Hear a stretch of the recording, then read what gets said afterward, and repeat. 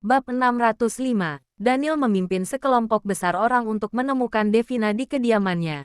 Tapi sayangnya gedungnya sudah kosong. Devina sejak awal sudah menduga bahwa racun Tracy cepat atau lambat akan terungkap. Dengan temperamen keras keponakannya, Daniel pasti mencarinya. Oleh karena itu, ketika dia mendengar kabar, dia segera pergi meninggalkan gedung kosong dan membuat Daniel melampiaskan amarahnya. Daniel menggertakkan giginya dengan marah. Dia benar-benar tidak pantas menjadi keluarganya. Lebih pantas menjadi musuhnya. Namun jika kali ini Devina berhasil melarikan diri, lain kali dia pasti tidak akan bisa melarikan diri lagi. Daniel percaya suatu saat Devina pasti akan muncul lagi. Keesokan harinya Tracy lanjut menerima pengobatan. Semuanya sesuai dengan metode yang diajarkan oleh Tabib Hansen. Tapi kali ini, Amanda menusukkan jarum pada Tracy, dan hanya sedikit darah yang keluar.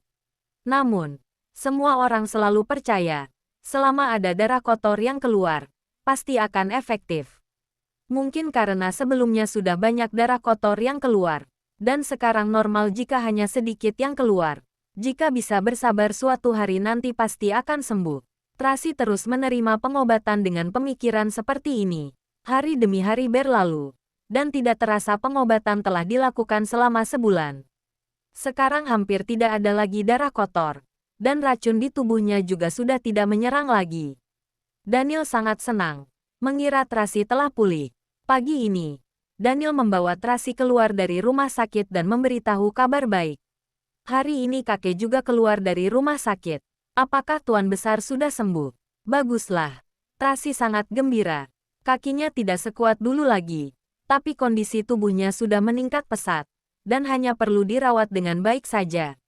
Daniel memegang wajahnya sambil berkata, "Anak-anak sangat merindukanmu. Aku juga merindukan mereka." Ketika Tracy berbicara tentang anak-anak, dia merasa sedikit bersalah.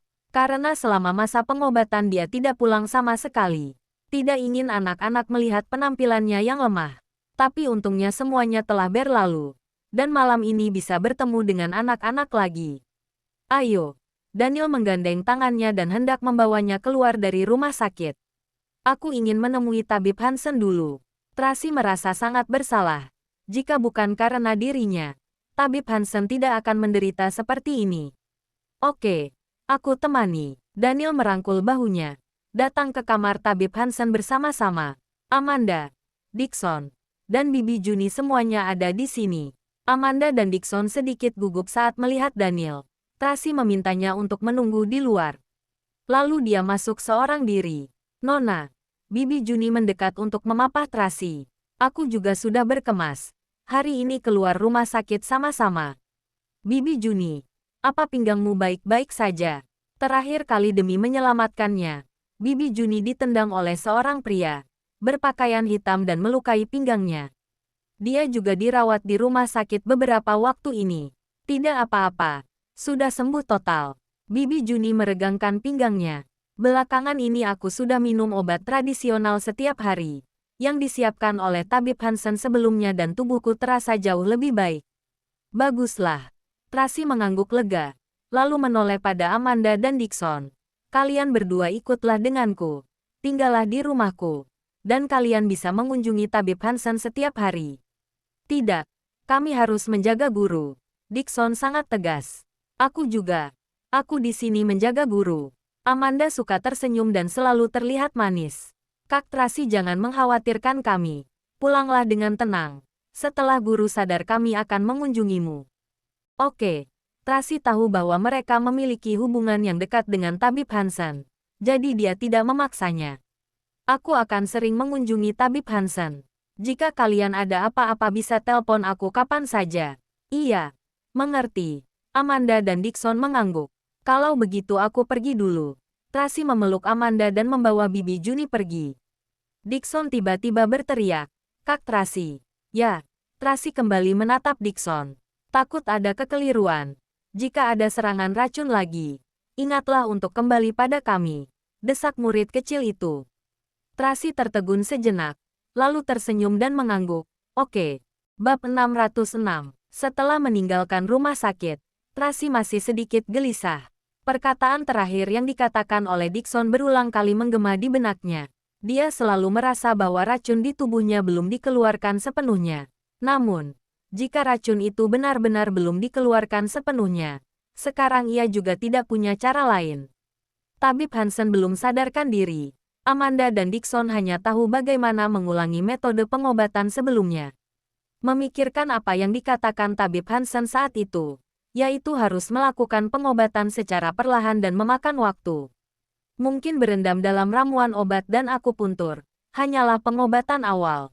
Dia sebenarnya punya cara lain, tapi sesuatu terjadi sebelum dia bisa menelitinya. Sekarang Tracy hanya bisa berdoa semoga ia akan baik-baik saja dan juga berdoa agar Tabib Hansen cepat sadarkan diri.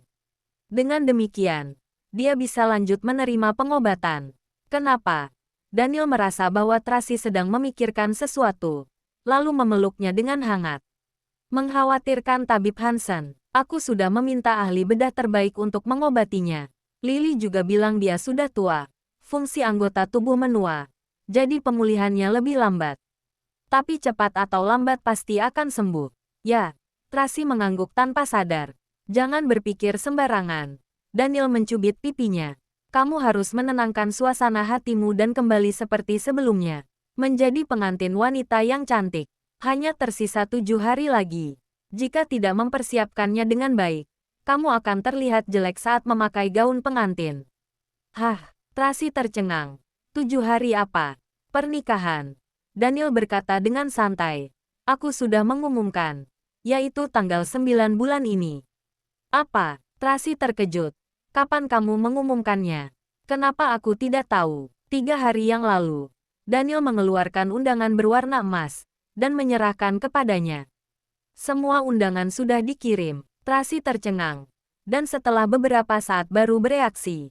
Astaga, kita bahkan belum mengambil foto pernikahan. Tapi kamu sudah mengirim undangan. Dia buru-buru membuka undangan untuk memeriksa. Tidak ada foto di dalamnya. Hanya surat undangan sederhana yang ditulis dalam 2 bahasa. Aku awalnya ingin mengadakan pesta pernikahan yang sensasional di seluruh dunia. Tapi setelah dipikir kembali, kamu tidak suka ketenaran. Jadi aku hanya mengundang kerabat dan teman. Tentu saja, juga ada beberapa mitra bisnis. Orang-orang tahu bahwa aku rendah hati. Jadi mereka pasti memaklumi jika tidak ada foto. Daniel menjelaskan padanya tentang rencana pernikahannya, dengan mata penuh penantian. Tapi, kita tetap harus foto pernikahan. Jadi aku sudah menyiapkan kapal pesiar dan besok kita berenam akan pergi ke pantai untuk foto bersama. Bahkan kamu sudah merencanakan hal ini. Tracy menjadi cemas. Besok hari Rabu, anak-anak harus pergi ke sekolah. Tidak masalah libur sehari. Daniel mengangkat sudut bibirnya. Mereka sudah memberikan undangan ke guru dan teman-teman sekolah. Hanya sedang menunggumu pulang. Tracy merasa bahwa dia tidak tahu apa-apa, sedangkan dia sudah merencanakan dengan sangat jelas. Bagaimana dengan Tuan Besar? Apa Tuan Besar setuju? Hari ini dia buru-buru keluar dari rumah sakit. Karena melihat undangan itu, Daniel melengkungkan bibirnya. Nanti malam, dia akan datang ke rumah kita untuk merundingkan masalah pernikahan denganku. Tracy benar-benar tidak bisa berkata-kata. Astaga, kamu melakukan dulu tanpa berpikir. Lalu bagaimana kalau dia tidak setuju?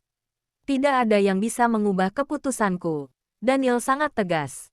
Dia juga tidak bisa. Tapi, sudahlah. Daniel menyela perkataan Tracy, lalu mencium dahinya dengan lembut. Aku yang akan mengatur semuanya. Kamu hanya perlu menjadi pengantinku dengan tenang. Tracy dibuat terharu oleh kelembutan dan kasih sayangnya. Dia tidak bisa lagi mengatakan apapun padanya. Dia hanya bisa memeluk pinggangnya dengan erat, membenamkan wajah di dadanya, mendengarkan detak jantungnya yang kuat dan berkata dengan terharu, "Daniel, terima kasih. Jangan lupa like, komen, and subscribe ya. Terima kasih. Tunggu terus kelanjutannya."